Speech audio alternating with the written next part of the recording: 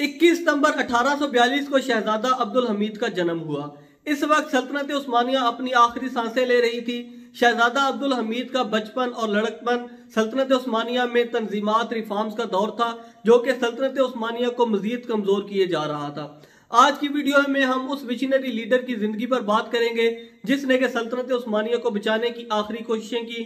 तो आइए आज की वीडियो शुरू करते हैं। अस्सलाम वालेकुम दोस्तों, तारीखदान अरसलान शाही एक नई वीडियो के साथ आपकी खिदमत में हाजिर है। अपनी जवानी में शहजादा अब्दुल हमीद ने अपने चचा सुल्तान अब्दुल अजीज के साथ 1867 में यूरोप का दौरा किया।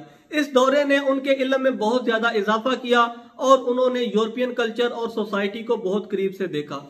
इस सफर में वो फ्रांस, बर्तानिया, बेल्जियम, जर्मनी और ऑस्ट्रिया गए। उन्होंने यूरोपियन सोसाइटी को, उनके तौर तरीकों को, उनके कल्चर को और उनके रहन सहन को बहुत करीब से देखा।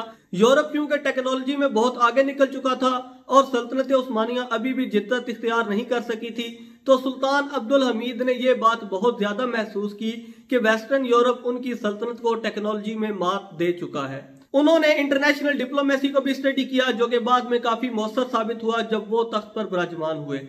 1876 को जब शहजादा अब्दुल हमीद सुल्तान अब्दुल हमीद बने, यानी कि वो तख्त पर विराजमान हुए, वो सल्तनत उस्मानिया के सुल्तान बने, तो अवाम और फौज ने उन्हें खुले दिल से कबूल किया और उनका वालेहाना इस्तकबाल किया। वो कभी कभी शिप यार्ड जाते और मलाहों के साथ बैठकर खाना खाते। सुल्तान अब्दुल हमीद बाबे मशीहत जाते, जो कि शेखुल इस्लाम का दफ्तर होता था, और उनके साथ अफ्तारी करते।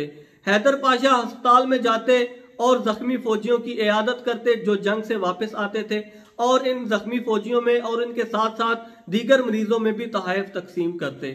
वजीर आजम और दीगर वज़रा के साथ अवाम में नमाज अदा करने भी जाते। लेकिन 1878 में सूरत हाल तब्दील होना शुरू हो गई। 1878 में चिरागा महल पर रेड हुई और अली सहाफी नामी एक एक्टिविस्ट ने माजूल सुल्तान मुराद पंजम को वापस तख्त पर लाने की बगावत की। यह बगावत कुचल दी गई, लेकिन सिक्योरिटी इदारों को इस बात का इदराक हो गया कि अब सुल्तान अब्दुल हमीद का यूं खुलेआम बाहर घूमना ठीक नहीं, क्योंकि दुश्मन हर मुमकिन कोशिश किए बैठे हैं कि किसी तरह उस शख्स को रास्ते से हटाएं जो सल्तनत उस्मानिया की तबाही के रास्ते में आन खड़ा हुआ था। अब सुल्तान को यिल्दिज महल में ही महदूद होना पड़ा था। सुल्तान अब्दुल हमीद का 33 साला दौरे हुकूमत सल्तनत उस्मानिया का मुश्किल तरीन दौर था। अंदरूनी और बैरूनी खतरात बहुत ज्यादा हो चुके थे, लेकिन उन्होंने अपनी पॉलिटिक्स और फॉरेन पॉलिसी से सल्तनत उस्मानिया को जिंदा रखा। बड़ी यूरोपियन पावर्स में से उन्होंने जर्मनी को दोस्त बनाया और पैन इस्लामिज्म यानी इस्लामिक यूनिटी पर फोकस किया, क्योंकि बहुत सी कौम परस्त तहरीकें उठ खड़ी हुई थी जो कि वहदत उम्मत के नजरिए को नुकसान पहुंचा रही थी। पैन इस्लामिक पॉलिसी का मकसद रूस, फ्रांस और बरतानिया की मुदाखलत को काउंटर करना भी था। उनकी खारजा पॉलिसी न्यूट्रल थी, मगर जब कभी जरूरत होती तो थ्रेट भी करती। उस्मानी तारीख और तुर्किश म्यूजिक की तारीख पर काम करने वाले तुर्क जर्नलिस्ट मुराद बरदाकची अपनी मशहूर किताब शाह बाबा में सुल्तान अब्दुल हमीद की खारजा पॉलिसी को शहजादी सबीहा सुल्तान के तनाजुर से लिखते हैं। शहजादी सबीहा सुल्तान मोहम्मद पंजम की बेटी थी। शहजादी का कहना था कि मेरे बाबा यानी मोहम्मद पंजम ने वही पॉलिसी अपनाई जो उनके भाई अब्दुल हमीद ने अपनाई थी, यानी इंग्लिश दोस्ती और फ्रेंच दुश्मनी की। मेरे ताया सुल्तान अब्दुल हमीद ने 40 साल सल्तनत उस्मानिया पर हुकूमत की और इसे टूटने से बचाया। शहजादी ने सुल्तान अब्दुल हमीद के अल्फाज का जिक्र करते हुए कहा, सुल्तान अब्दुल हमीद का कहना था कि मैं थक चुका हूँ बहुत सी चीजों को मैनेज करते करते और तमाम चीजों को बैलेंस करते हुए। हम इस नहज पर पहुंच गए। Committee for union and progress के मेंबर एडवेंचर पर एडवेंचर करते गए। पहले बल्कन, फिर जंग अजीम और फिर जर्मन दोस्ती में उन्होंने किसी से भी मशवरा ना किया और आपस में यूं फैसले किए जैसे लूट मार हो रही हो, और अगर उन्होंने हिस्सा ना लिया तो लेट हो जाएंगे। बड़े अफसोस की बात है, यह बहुत ही शर्म का मुकाम है। सुल्तान अब्दुल हमीद की मेमोरी बहुत ज्यादा थी। अगर वो किसी शख्स से एक बार मिल लेते तो उसे हमेशा याद रखते। इसके साथ साथ जो शख्स एक बार सुल्तान अब्दुल हमीद को मिल लेता वो उनकी पर्सनैलिटी का फैन हो जाता। वो बहुत तंदुरुस्त थे और हमेशा अच्छा लिबास पहनते और पुरएतमाद रहते।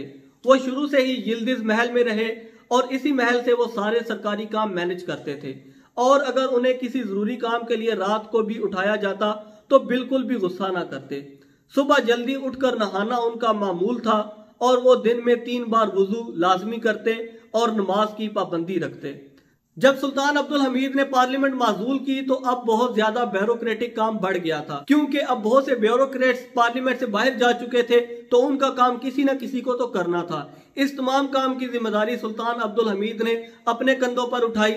ब्यूरोक्रेटिक काम का बोझ बहुत बढ़ चुका था, लेकिन सुल्तान अब्दुल हमीद इस बात को यकीनी बनाते कि इस रश में भी कोई जरूरी कागज मिस ना हो जाए, और वो तमाम फाइलें खुद देखते और खुद उन्हें साइन करते। सुल्तान अब्दुल हमीद आखिरी बाइख्तियार उस्मानी सुल्तान थे। 15वीं सदी में जब सल्तनत उस्मानिया अपने अरूज पर थी तो उस वक्त सल्तनत उस्मानिया के बादशाह थे सुल्तान सुलेमान आजम।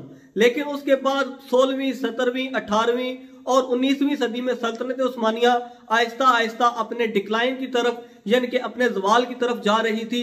और मेरे ख्याल में ये कहना गैर मुनासिब ना होगा कि इन तमाम सदियों में, इन तमाम 400 सालों में सुल्तान अब्दुल हमीद ही सबसे ज्यादा काबिल और सबसे ज्यादा ज़हीन सुल्तान थे, जो कि सल्तनत उस्मानिया को इतनी देर तक संभालने में कामयाब हुए। अगर उनकी जगह कोई और सुल्तान होता तो शायद सल्तनत उस्मानिया बहुत पहले टूट जाती। तो दोस्तों, ये थी सुल्तान अब्दुल हमीद के बारे में थोड़ी सी डिटेल।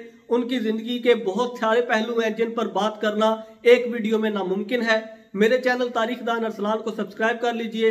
इंशाल्लाह मैं सुल्तान अब्दुल हमीद की जिंदगी पर मजीद वीडियोस लेकर आपके सामने आता रहूंगा। फिलहाल अरसलान शाही को इजाजत दीजिए और चैनल को सब्सक्राइब करना ना भूलिएगा। आपके साथ दोबारा मुलाकात होगी। अल्लाह हाफिज, फी अमानिल्लाह। दुआ में याद रखिएगा। शुक्रिया।